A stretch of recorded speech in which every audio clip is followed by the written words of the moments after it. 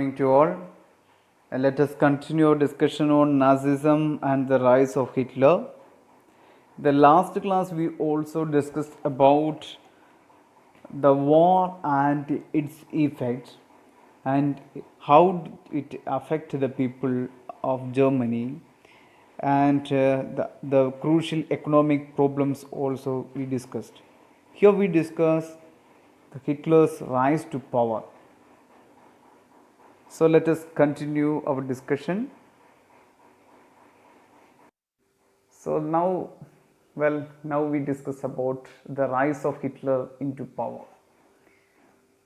He was born in 1889 in Austria. He joined the army during the time of First World War. And in 1919 he joined the German Workers' Party.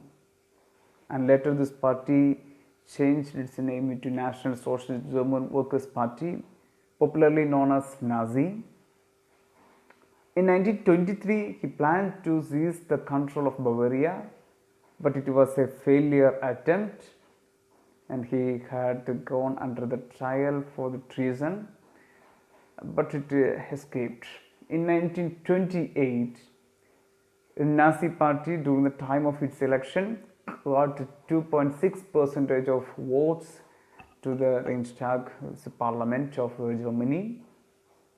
But the change happened in 1932, especially during the time of election. Nazi became the largest party with 37% of vote. He promised to build a strong nation and also unto the injustice of Versailles Treaty. Versailles Treaty we have already discussed in the last class. It was after the First World War it happened, and we also discussed about how it humiliated Germany also by this particular treaty, and the unemployment was very crucial in Germany soon after the First World War. But here Hitler was ready to provide the employment for the youth and also resist all foreign conspiracies against Germany. And he also tried to make a new style of politics which is mainly based on the rallies and public meetings, which could demonstrate the support of Hitler and make the unity between the people. The clear allegation against Hitler is nothing other than he was the destructor of democracy.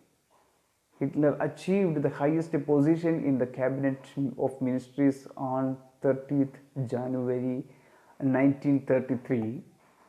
Hitler now set out to dismantle the structure of democratic rule. It happened through the decree of fire, the fire decree of 28 February 1933. Through this particular decree, he suspended the civil rights like freedom of speech, press and assembly. This means the fundamental rights of the human being to have the speech, the freedom of speech, and to make assembly and to make the press. So these all activities were restricted by this particular decree.